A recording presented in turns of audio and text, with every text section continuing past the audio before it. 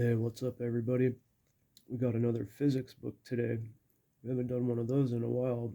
I just read Six Easy Pieces Essentials of Physics Explained by Its Most Brilliant Teacher by Richard Feynman. Richard Feynman was a very celebrated and beloved theoretical physicist. His Wikipedia page has an entire subsection just for his more important awards, including the Nobel Prize for his work in quantum electrodynamics.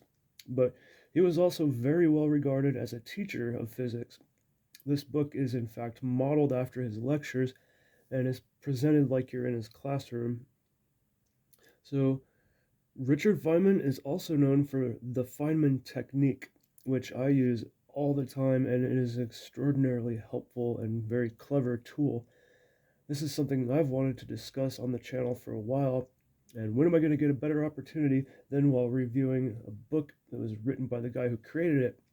So before we get into the book, we'll talk about the Feynman technique. The Feynman technique states that to check to see whether you understand something, you should be able to explain it to someone. If you can't explain something, you must not fully understand it. I know it sounds so simple. Well, I use it all the time when I'm trying to learn from books. While I'm reading, I imagine that at any moment someone could walk in and ask me what I'm reading about. So if I'm having difficulty with the material I'm reading, I will stop and see if I can explain it to myself. If I can't, I will either decide that it isn't worth my time to understand it better and just continue on, or I'll go back and reread or look up the appropriate information until I find that I can satisfactorily explain it to myself. This is the Feynman technique, and I really love it. So, about the book, this is a short look at some of the different aspects of the world of physics. It's broken into 6 chapters, each one covering a different subject within physics. Chapter 1, Atoms in Motion, is a look at the atomic level of matter and discusses some simple principles regarding pressure, heat, expansion and contraction, and chemical reactions. Chapter 2 is called Basic Physics. Feynman speaks a little about the history of our acquisition of knowledge on physics and what's going on today, except that this book was originally released in the 1960s, so I was never sure if what I was reading was up to date or not. A big part of this book was discussing how our views can and are often overturned by more precise knowledge as new information is learned. Chapter 3, the relationship between physics and other sciences, such as chemistry, biology, astronomy, geology, and psychology.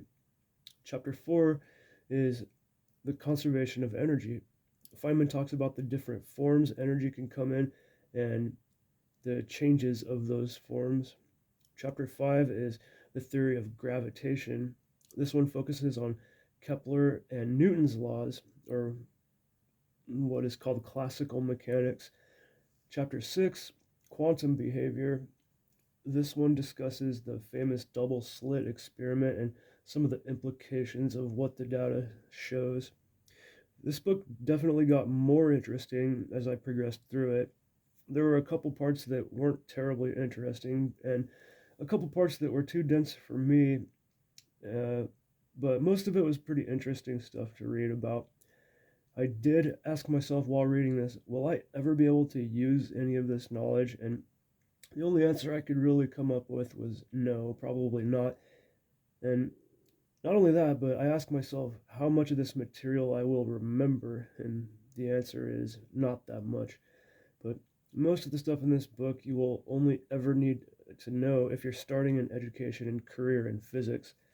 But for those of you that have a rabid curiosity about the nature of the universe, this book will be worth your time to read.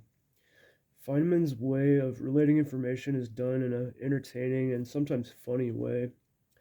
One thing that I really loved was that for every subject he discussed, Feynman clearly states the current limits of our knowledge. He never pretends that we understand things we don't, and he identifies for the reader the lines between our knowledge and possibility and outright mystery.